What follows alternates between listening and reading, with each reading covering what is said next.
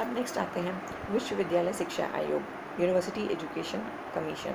विश्वविद्यालय शिक्षा आयोग 1948-49 के अनुसार शिक्षा का पाठ्यक्रम निम्नलिखित रूप का होना चाहिए। तो अब यूनिवर्सिटी एजुकेशन काउंसिल कैसा होना चाहिए, अब उसके बारे में हम बताते हैं कि उच्च शिक्षा का पाठ्यक्रम, करिकुलम ऑफ हायर एजुकेशन।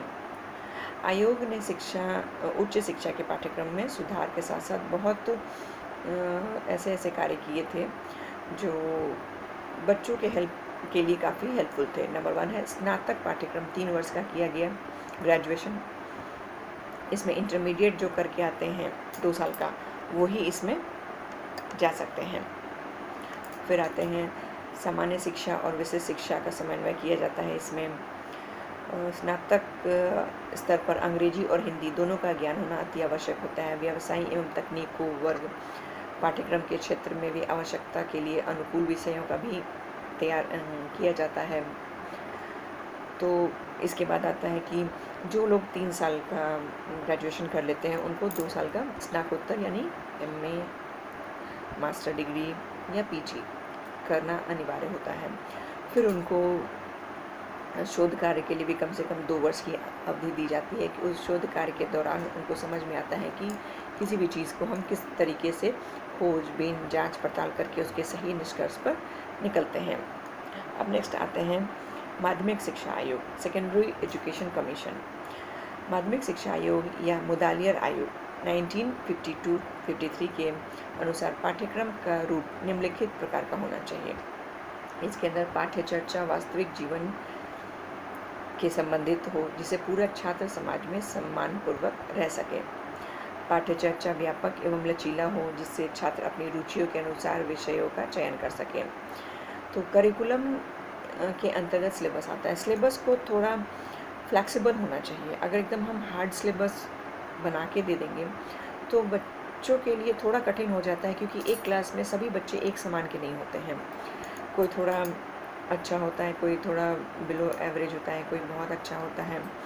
इसलिए पाठ्यक्रम थोड़ा सा फ्लेक्सिबल होना चाहिए कि बच्चों की कैपेबिलिटी को देखते हुए, उनके स्ट्रेंथ को देखते हुए हम पाठ्यक्रम में थोड़ा उतार चढ़ाव कर सकते हैं।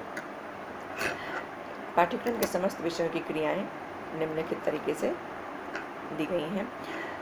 निम्न माध्यमिक शिक्षा की पाठ्य चर्चा। आयोग ने सुझाव दिया कि सीनियर बेसिक पाठ्य चर्चा और माध्यमिक स्कूलों की निम्न माध्यमिक स्कूलों की पाठ्य चर्चा समान होनी चाहिए और यह पूरे देश के लिए समान होनी चाहिए। ऐसा नहीं कि किसी और स्टेट में अलग हो और किसी और स्टेट में अलग हो, तो कल को जब वो हायर एजुकेशन करने जाए तो वहाँ पे उसको उन सब चीज़ों में डिफरेंस की वजह से परेशानी आ जाए। इसलिए पूरे देश में एक समान आयोजन इसका किया गया। इसके स्तर की पाठ्य चर्चा निम्नलिखित तरीके से की गई, जैसे मातृभाषा, राष्ट्रभाषा जिनकी राष्ट्रभाषा हिंदी न हो, अथवा कोई अन्य संघीय भाषा जिनकी मातृभाषा हिंदी है, अंग्रेजी, सामाजिक विज्ञान, समाज, जैसे हम हाई स्कूल में पढ़े थे वही चीज़ हम यहाँ माध्यमिक के लिए भी दिया गया है, बस उसका रेंज थोड़ा कम हो गया है। ये इंटरमीडिएट के लिए है। अब आते हैं उच्च माध्यमिक स्तर की पाठ्य चर्चा। आयोग ने उच्च माध्यमिक स्तर को 7 वर्गों में विभाजित किया है और 7 वर्गों के लिए अलग अलग पाठ्य चर्चा को निश्चित किया गया है।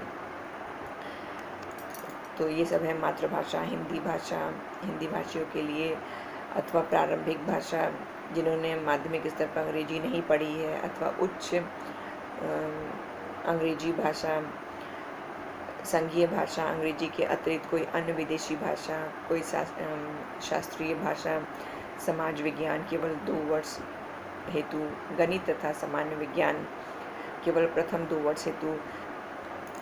इन सब कलात्मक धातु का ज्ञान, सिलाई, मुद्रण, मॉडल आदि बनाने में दस्तकारी। सभी वर्गों के लिए ऐच्छिक विषय, वर्ग 1 मानव शास्त्र, वर्ग 2 विज्ञान, वर्ग 3 तकनीकी, वर्ग 4 वाणिज्य, वर्ग 5 कृषि, वर्ग 6 ललित कला आदि। अब इसके बाद आते हैं राष्ट्रीय शिक्षा आयोग, नेशनल एजुकेशन कमीशन। अब इसके अंतर्गत आते हैं राष्ट्रीय शिक्षा आयोग या कोठारी आयोग 1964-66 ने भारतीय शिक्षा के लिए पाठ्यक्रम संबंधी सुझाव निम्नलिखित सुझाव दिए थे।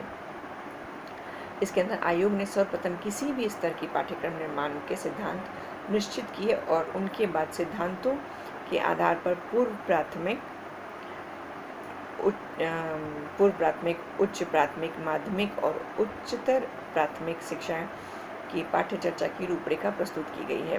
नंबर 1 है विद्यालय पाठ्यचर्चा निर्माण के सिद्धांत। अब इसके अंदर आता है विद्यालय पाठ्यचर्चा का निर्माण बेसिक शिक्षा के सिद्धांतों पर होना चाहिए। नंबर 2 है प्राथमिक शिक्षा की सिद्धांत। नंबर 2 है प्राथमिक शिक्षा की पाठ्यचर्चा पूरे देश के लिए समान होनी चाहिए। नंबर 3 है माध्यमिक शिक्षा के लिए पूरे देश के लिए आधारभूत कोर करिकुलम होना चाहिए। अब इसके बाद आते हैं पूर्व प्राथमिक शिक्षा की पाठ्यचर्चा की रूपरेखा। इसमें है खाने पहनने के कौशल, सफाई, बातचीत, सामाजिक व्यवहार, खेल कूद और सूचनात्मक कार्य। नंबर 3 है प्राथमिक शिक्षा की पाठ्यचर्चा की रूपरेखा। मातृभाषा, व्यवहारिक गणित, भौतिक, पर्यावरण का अध्ययन, सृजनात्मक क्रियाएं, खेलकूद, व्यायाम इत्यादि। नंबर 4 है उच्च प्राथमिक अथवा निम्न प्राथमिक माध्यमिक शिक्षा की पाठ्यचर्चा की रूपरेखा। इसके अंतर्गत आता है मातृभाषा, क्षेत्रीय भाषा के लिए हिंदी अथवा अंग्रेजी, गणित, विज्ञान, सामाजिक अध्ययन, कला आदि। नंबर 5 है माध्यमिक शिक्षा की पाठ्यचर्चा की रूपरेखा। नंबर 6 उच्चतर माध्यमिक शिक्षा की पाठ्य की रूपरेखा। तो ये थे स्टूडेंट्स हमारे मुदालिया कमीशन के अनुसार। अब नेक्स्ट वीडियो में नेक्स्ट के साथ नेक्स्ट यूनिट अब आप लोगों का ये मैंडेट्स ऑफ। तो स्टूडेंट्स आज आपका सेकेंड सेमेस्टर का तीनों यूनिट कंप्लीट हुआ। लास्ट था mandates for formulation of curriculum policy. आज ये समाप्त होता है। Thank you so much.